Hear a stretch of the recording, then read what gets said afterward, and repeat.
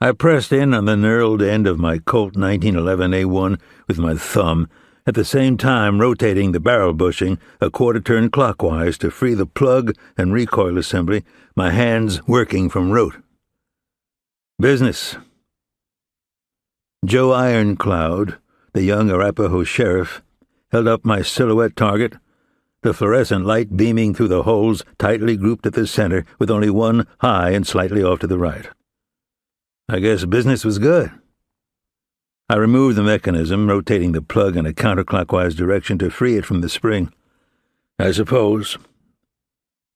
Some of the other sheriffs came over to join Joe, who chewed his gum like a masticating machine. "When did you start carrying that thing?" Concentrating on the work in an attempt to try to get out of the mood into which I was descending, I rotated the barrel bushing counterclockwise, disengaging it from the slide. Vietnam. Steve Wolf, the Wyoming Law Enforcement Academy's range manager, approached and handed me a clipboard. "Walt, I need you to sign off on these." The younger sheriffs drifted away as I signed the forms, and the silver-haired man studied me.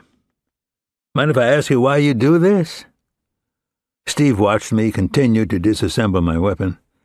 "Come all the way down here every 4 years and re-qualify?" I handed the paperwork back, shrugged, and leaned against the green felt bench. A lot of these larger departments have facilities where they can do this stuff, but we're kind of small.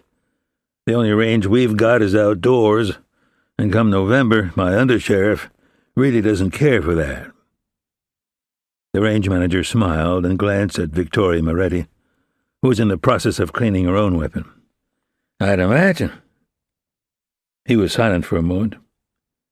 "That and the academy happens to be on the way to Cheyenne, where you go for a 4-year parole hearing." I glanced at him and then went back to working on my weapon. "Yep." He waited a moment. "A lot of controversy surrounding that case." "Yep." "Lots of rumors." "Yep." Smiling, he pushed off the bench and started for his office, but then stopped to call back. "Hey, I heard a rumor that your daughter is working for Joe Mayer and that collection of outlaws down there in the Attorney General's office." Having reassembled the Colt, I finally turned to look at him. "Yep." "She living in Cheyenne?" "Yep." "Well, maybe we'll see her more often." "Nope." He shook his head and then turned away. "Really good talking with you, Walt."